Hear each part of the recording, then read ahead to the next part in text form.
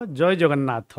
आध्यात्मिक जिज्ञासा ग्रुप को जो प्रश्न गुड़िक दि जाउछि तार उत्तर पिला माने अति सठिक रखुचंती।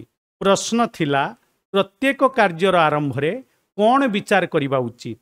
उत्तर हेउछि प्रत्येक कार्यर आरंभ रे विचार करिबा उचित जे मु ए कार्य काहींकी करूची।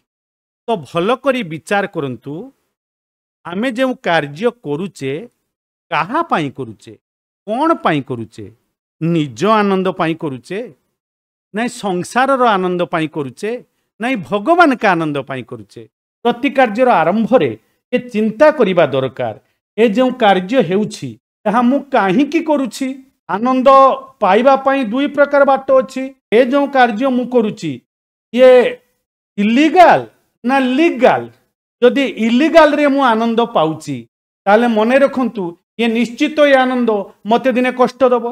आ जदि मु लीगल रे आनंद पाउछि, न्याय संगत रे आनंद पाउछि, ताहले ये मते केबे कष्ट दबनी। ये आनंद मते धीरे धीरे ऊपर को उठे नहीं जीवो। किंतु आमे ताकू विचार न करी कौन करी ना मते तो आनंद दरकार, तेणु मते जो प्रकार रास्तार आनंद मिलिबो मिलू, गलत रे भी मते आनंद मिलू, मते आनंद दरकार बोले नहीं। आनंद दरकार किंतु न्याय संगत मार्ग रे न्याय संगत कार्य रे आनंद मिलिले से आनंद तिष्ठिबो। अन्याय संगत रास्ता रे आनंद उठेले से आनंद हमको नरक पटकू नहीं जीवा संगे संगे बहुत कष्ट प्रदान करिवो।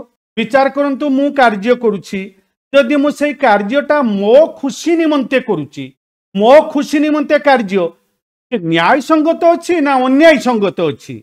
यदि अन्याय संगत हेइथिबो ताले मते कोन खुशी मिलिबो। कारण आपण जदि ए प्रकार करबा को चाहिए जे मते आनंद लागिला मु जहा इच्छा करिवि, ताहले ये कोन महापुरुष अच्युतानंद मार्ग रहिबो ना आपण लोक मान को केबे महापुरुष मार्गदर्शन करि परिबे। जदि आपण चाहुचंती जे मते किछि भलो करिवार अछि ताले तार प्रारंभ को देखंतु। मु काहींकी करूची आ को प्रकार कोले जाई मु जोंथि पई करूची सेई जगह पहुंची परिबि। आ जदि काहींकी करूची बोली न जानिबो ताले आमे तो कौनसी उलटा रास्ता रे भी काम करि चल जीवा। आ तो हमको लाभ कोन मिलिबो। तनु काहींकी करूची विचार करिबा दरकार हेले प्रारंभ को देखिनेले परिणाम ठीक हे जीवो। यदि प्रारंभ सजना न जीव काहींकी कराउची बोली परिणाम अति भयावह होबो। तेणु बालक्य मोर बल कर बेल हूँ गोविंद सुमर।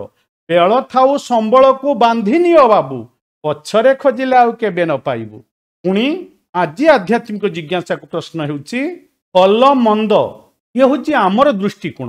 भगवान का दृष्टि रे सबकिछि कौन अटे। जय जगन्नाथ। यही उत्तर आध्यात्मिक जिज्ञासा रे रखंतु।